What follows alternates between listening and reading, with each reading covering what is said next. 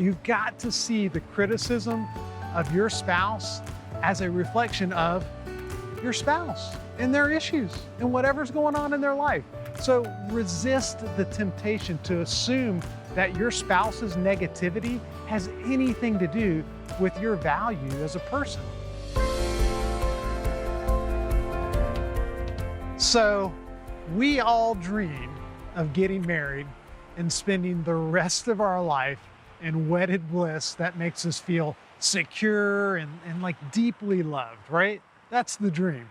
Now, I know we're not naive. We don't imagine everything's going to be perfect, but we think as we encounter the trials and brokenness and tribulations of our world that we're going to be able to communicate with our spouse in a way that, kind of communicates dignity and value to one another. I think it's what we all want. Unfortunately, that's not how it always plays out in most of our marriages, right? It's not uncommon for both members of a marriage to respond to disagreements and differences of opinion with a critical, judgmental, blaming, angry tone. So the question is, how do you respond when you start to get that criticism coming back from your spouse? What do you do? A lot of us have a stress response to criticism. Like we kind of freak out inside. And what do? Fight, fly, or freeze, right? You ever heard of the fight or flight? It's fight or flight or freeze. And when we do that, before we know it, we're feeling just as critical and just as angry as our spouse was, and we're starting to act just like them. And the end result is that our response to our spouse is just as unhealthy as their criticism of us. Does this sound familiar? I think it does, because we all do it at one time or another. So my question to you now is, how should we respond to the criticism of our spouse? I'm going to give you some ideas here. Number one, you've got to see the criticism of your spouse as a reflection of your spouse and their issues and whatever's going on in their life. So resist the temptation to assume that your spouse's negativity has anything to do with your value as a person.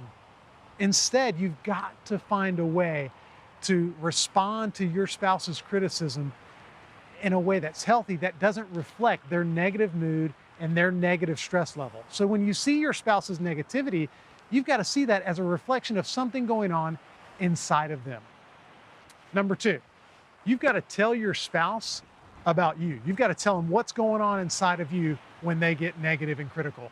Instead of joining them in that negativity, you've got to say something like, you know what?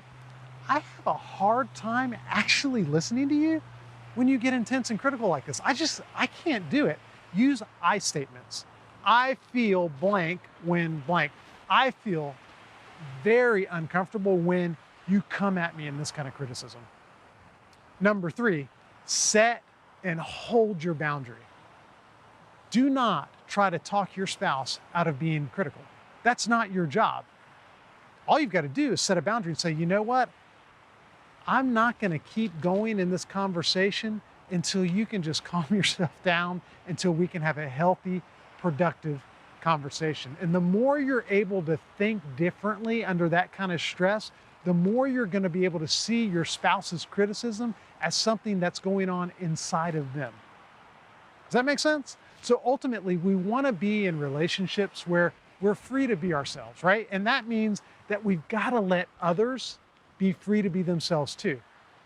Even if they have an issue with criticism, you've got to let your spouse have their issues.